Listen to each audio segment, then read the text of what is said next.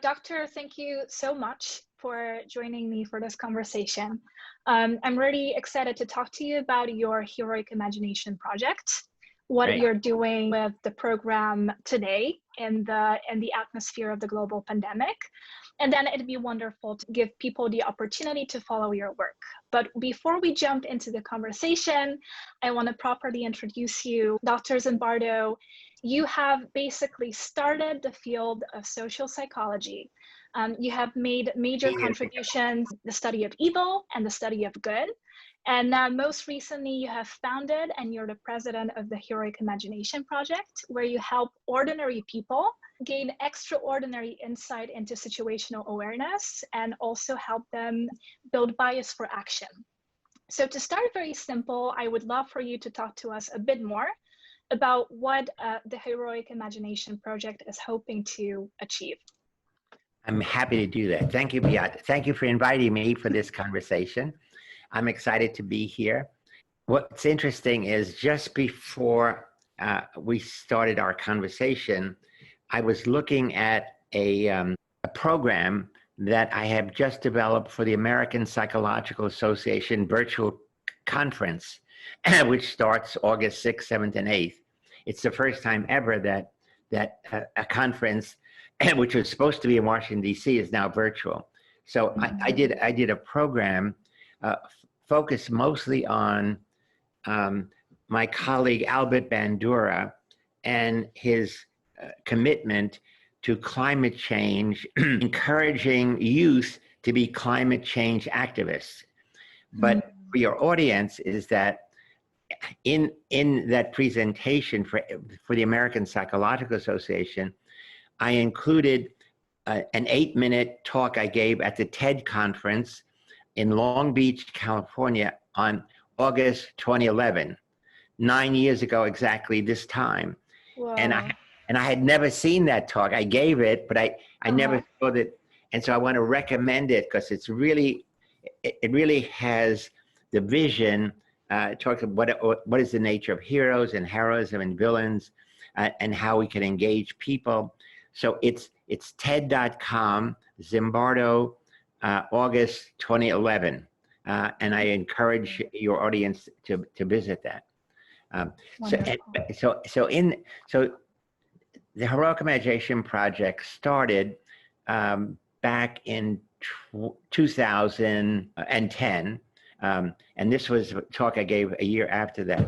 And curiously, the talk, the Heroic Imagination Project was instigated by a lecture I gave at TED the year before.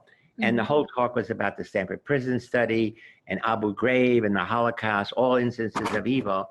And then I ended with, it's clear that situations can push ordinary good people to turn evil. And then I wonder if we can create situations that encourage ordinary people, like any of you in the audience, to become heroes. And I'm saying, so I'm thinking about this as a future project, but that's the first time I even thought about it. And at the end of my talk, a guy comes up to me and says, please, let's have coffee together. His name is Pierre Omidyar. He was the guy who founded eBay, a millionaire. And he said, I never heard anybody talk about creating heroes. We always think about heroes they exist. It's Mahatma Gandhi, it's Martin Luther King, it's Mother Teresa. But the idea that you could take ordinary people and train them how to be heroes is wonderful. So he said, I want you to take this vague idea and turn it into action. So I'm going to give you money to start, the legal fees to start a nonprofit, which I then did. And then I started a whole organization in San Francisco with people, some of my people heading research, some developing educational programs, some more focusing on how we could work with business. And so I am dedicated to TED for getting the start. And then they invited me back and say, okay, now what have you done? But that was only 1 year later, after the start. But the main thing we're doing now is, your guests should visit our website, which is simply heroicimagination.org. We are still training ordinary people in developing giving them education and techniques that make it possible for them to be what we call heroes in training. Okay. You're in training until the opportunity comes for you to do an heroic deed. So it's ordinary people waiting for an opportunity, an occasion to do an heroic deed. That you see some injustice that you're going to correct. You see somebody hurt. You see something that needs fixing that other people are ignoring. And what we have trained you to do is to be vigilant, to always be sociocentric, to always be looking out of your egocentric mentality, looking out at the world to say, what can I do to make some part of the world better by us? And it's almost always a simple act. So we're not doing grandiose things like teaching you how to fly, but we're saying, superheroes that we all admire in comic books, Superman, Batman, Wonder Woman, you have something they envy. You have a brain. Superheroes have no brains.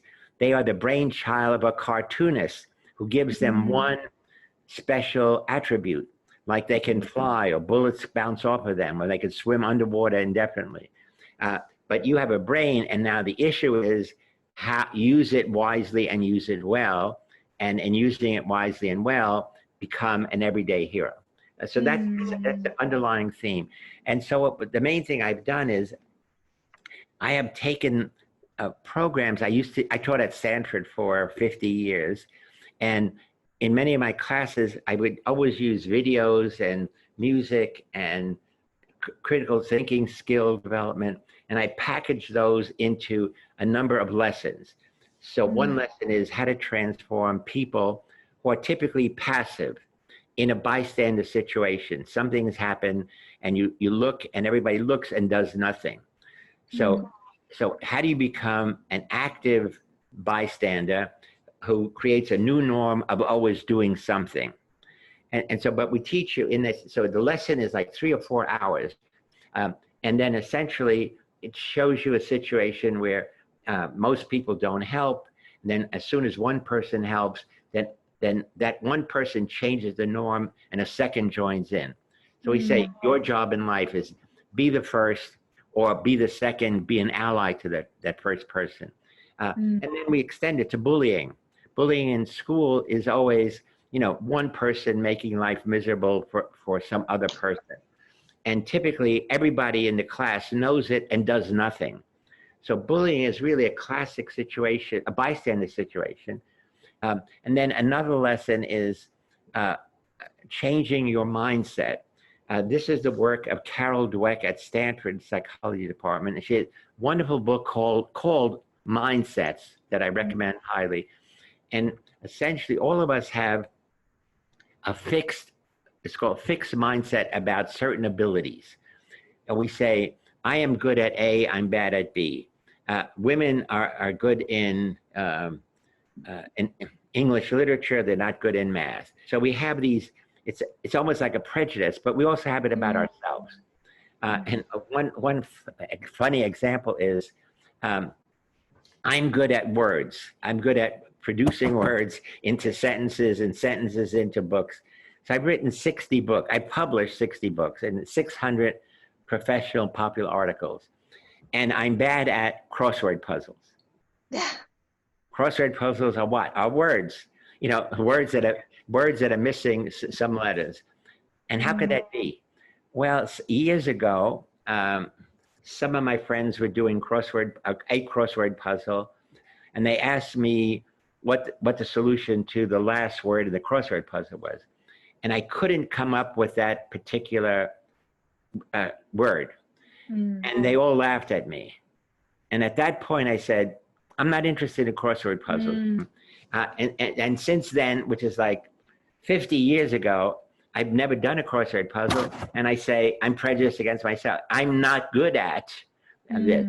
And so that's an example of how we develop these fixed mindsets. And what Carol Dweck shows us, and what we do in our HIP lesson, is how to develop a growth mindset. And a Mm-hmm. growth mindset simply means believing in yourself, A. Secondly, believing that any ability that you want to develop will be improved by having two things: practice and effort. You do it over and over and over again, and you take the time and you put in the effort. So, for example, Malcolm Gladwell, the famous author, says the difference between a child a genius virtuoso, like on the piano, uh, and somebody who becomes an ultimate star performer is 10,000 hours of practice. That is, two kids who have the same ability at, let's say, 10 years old, one succeeds, the other doesn't. It's not that they don't have the same ability, it's that one of them practices over and over and perfects that skill. So Yes. practice and effort are the power that we all need to invest in things. And then our third lesson is, our third HIP lesson is bias reduction, which is very valuable at this time of Black Lives Matter. But we've had this lesson for a number of years, and it's focused on how to transform prejudice and discrimination into understanding and acceptance of others. And so we teach you, how to be understanding and how to accept and to value. Value differentness. Would you like a world in which everybody was you? No. Even if you love yourself, it would be very quickly boring. So those are our main lessons, and we want to expand new lessons. We want to certainly have a lesson on climate change. We want to have a lesson on time perspective. This is a whole area that I actually started the psychology of time perspective many years ago. Actually coming out of the Stanford Prison Experiment, because all of our time was distorted. There were we were in a basement with no windows. There were no clocks anywhere. Nobody was allowed to wear a wristwatch. And so time got distorted because each prisoners lived there 24/7 in their cells, and guards worked 8-hour shifts. So in a funny way, each 8-hour shift began to feel like a day. So it's morning shift, afternoon shift, evening shift, but so many things happen on every shift that psychologically, even for me, I kept thinking, wow, I'm glad that's over. And, and I'm going to go to sleep. And my sister would say, it's in the middle of the afternoon. I slept in a couch in my office in the second floor, Jordan Hall. So I actually, during the experiment, I never went home. So my time was distorted. Yeah. And then I realized we bugged the cells of the prisoners, and it turns out they never talked about their past. What school did they come? These are students from all over the United States, not just from Stanford. And they never talked about the future. What are they going to do with the money they're going to earn? They lived in the present moment, which was negative, about complaining about the food, about complaining about the guards, thinking, how should they plan an escape? So they created a kind of negative present orientation. They're in a negative situation, and I think it was like 80 to 90% of all conversation recorded were about things of the present moment. So that made me think about, some of us live always thinking about the future. I mean, I do. I'm always thinking about what am I going to do next? What's the next project? What's my next lecture going to be when I'm teaching? Other people live in the past, remembering the good old times, or live in the past, feeling sorry that, they had a terrible childhood. So I developed a scale, the Zimbardo Time Perspective Inventory, ZTPI, which is available easily. And I wrote a book called The Time Paradox. And again, if you go online, I think it's The Time Paradox, I think it's .com or .org. The scale is there, and you can take it. And you can take it, and it'll give you a score, and the score tells you whether you're high on past negative or past positive, future positive or future negative. Future negative means I'm anxious. I'm setting goals, but I'm anxious, will I achieve them? And the other category, which I'll talk about just a little, develop in a minute, is called present hedonism. So present hedonism, and this is about 20% of most population are present hedonists. They live in the moment. They never think about the future consequences of any of their actions. They're always seeking novelty. They get easily bored because they want something new. They live for excitement. They're always challenging any rules that limit their freedom. So it's important for them to feel that they're free, unchanged. These are the people who are against seatbelts. These are people who are against wearing caps on a motorcycle or bicycles. And now these are people who are against wearing masks during the pandemic. I really loved how you first spoke to the idea of democratizing our understanding of what it means to be a hero today. Because to your point, I think we can all agree that it's probably the most important time in history right now with the global pandemic. Right. And a revolution of sorts. Exactly. We need heroes.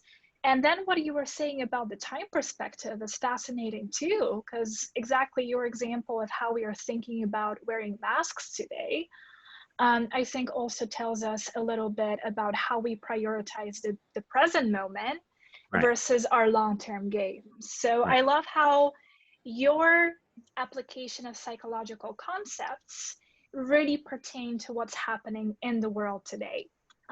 Which leads me to asking some more questions about the Heroic Imagination projects and what you're doing today with the Systemic Engagement Program. Yes. Before we do, I want to mention, I'm going to give a shout out to a new group I just discovered yesterday.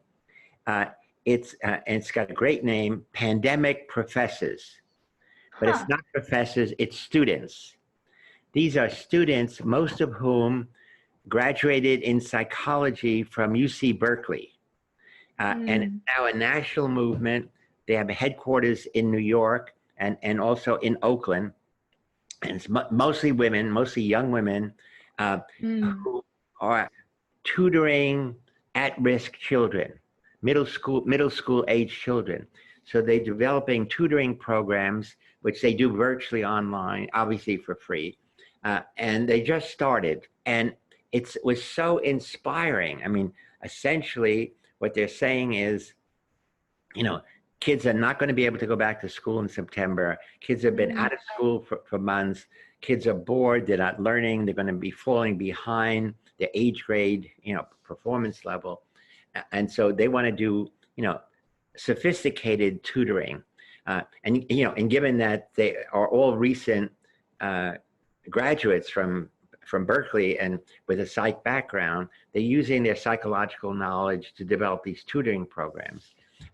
And so again, check them out, Pandemic Professors, and you can join. They need interns, they need people to do help with their tutoring. Any of your listeners who have, a lot of us have spare time or want to contribute, please do so. That's wonderful. So Pandemic Professors. Now, the other thing you just mentioned, I think we'll end with that. It's exciting and novel and a challenge if it's going to work. I work with Palo Alto University, which is near Stanford in Palo Alto. It's a clinical graduate training program. So I taught social psychology for clinicians. But in Palo Alto University, one of my teaching assistants was an young Israeli man. His name is Yotam Heineberg. And he fell in love with the HIP lessons. And he said, why don't we expand these to add more material from social psychology beyond the lessons that you have? And why don't we videotape you doing each lecture? And we can set it up as a course that people can get 5 units of continuing education credit. So in clinical psychology, I think every year you have to have a certain number of continuing education units, and sometimes for teachers to get promoted. So it's a course. There's a fee. The fee is $300. It's 5 hours long, and as I said, it's broken in chunks of hour lesson each. And we've set it up so that I will give you, Beata, a link that anybody who's watching this program can get $100 reduction in the course. So it's called Zimbardo Systemic Engagement Program. So we're talking about also just how our lives are controlled by systems. That the work on the Stanford Prison study focused on situational, put good people in a bad situation, they turn bad. Put ordinary people in a good situation, they can be heroes. But who creates the system that creates the situation? And so where the power in the world is, it's within legal, economic, political, commercial systems. And people never talk about that. Psychologists never talk about that. Psychologists talk about individuals, personality, and social psychologists say it's always individuals, time, situation. But then I was one of the first to introduce the notion of we have to know who makes the good barrel and who makes the bad barrel, and those are the system makers. And so we build this into this program. I'm saying it's Joachim Heineberg and I developed it, and we got professional videographer to videotape it. So it's a good looking program, and it's just started. So I'm not even sure anybody's enrolled yet, but and if you do enroll, I'd love to get feedback. How you like it, how effective it is, and also always what can we do better? Because given it's all on video, we can always tweak it. So how can we make it better? Yes. That's so exciting, Doctor. And I love how you connected the dots between the top-down thinking, right? The systemic influence that affects all of us, but also the bottom-up thinking. So again, what we all can do as individuals, as individual heroes, to play our part in the changes happening today. Okay, so you mentioned that you're excited to share the systemic engagement program with people. You're excited to hear people's feedback. How can our audience continue to follow you? I'm not a good social media person. I'm on Facebook and Instagram and Twitter. No problem. I'm actually prepared. I wanted to show everybody your beautiful, I think, newly revamped website, theheroicimagination.org. And then I also discovered Phil's Corner, where I saw a lot of recent articles that you wrote on the current situation. Yeah, we have a whole program on wearing masks. Wonderful. I think now everyone who's listening to us will have a visual sense of where to look for your website and what they can find there. And of course, I will link all of the links to your social media platforms. So yeah, we'll be able to continue to learn from you. So again, I'm so excited that we had the opportunity to have this conversation, to hear from you, and hopefully use your experience and knowledge to find some inner power in today's circumstances, Doctor. Yes, and the last thing is I need well wishes, because in 2 weeks I'm having my right knee replaced to join my left knee, which was replaced 5 years ago. So I can start dancing again. I'm sure that there will be plenty of people now watching us and supporting your next steps. August 18th is the operation day. Okay, fingers crossed for that. And thank you again for a conversation. Ciao, Beata.